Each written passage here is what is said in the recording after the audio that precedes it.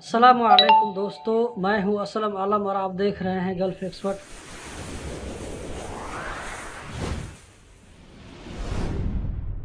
दोस्तों, आज की वीडियो में एक नई जानकारी आप लोगों के साथ में शेयर करने वाला हूं। आप लोगों में से कई दोस्तों ने जिनका ताल्लुक़ नेपाल से है, उन्होंने पूछा था कि नेपाल से कतर के लिए फ़्लाइट कब से शुरू होगी। तो दोस्तों, इससे पहले इसके बारे में मुझे कोई जानकारी नहीं थी। 2 दिन पहले मैंने न्यूज़पेपर में देखा कि कतर के लिए नेपाल से हफ्ता में 3 फ़्लाइट होगी कतर एयरवेज़ की, शनिचर को, सोमवार और जुमरात को, यानी सैटरडे, मंडे और थर्सडे को हफ्ता में 3 फ़्लाइट होगी। तो दोस्तों, आप में से जो भाई कतर जाना चाहते हैं नेपाल से, तो किसी ट्रैवल में जाकर के मालूम कर सकते हैं। दोस्तों, एक बात और बता दूं कि अभी कतर जाने के लिए PCR टेस्ट यानी कोरोना का टेस्ट कराना ज़रूरी है।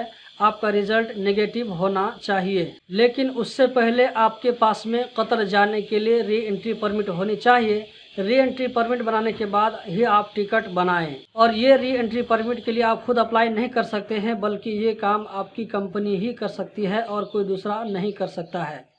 री एंट्री परमिट कैसे बनाते हैं दोस्तों, इसके ऊपर मैं डिटेल से वीडियो बना चुका हूं। लिंक आपको डिस्क्रिप्शन में मिल जाएगी, आपको यहां पर आई बटन में नज़र आ रही होगी। दोस्तों, अभी मेरे पास में इतनी ही जानकारी है। जैसे जैसे जानकारी मिलती जाएगी आप लोगों के साथ में शेयर करता जाऊँगा।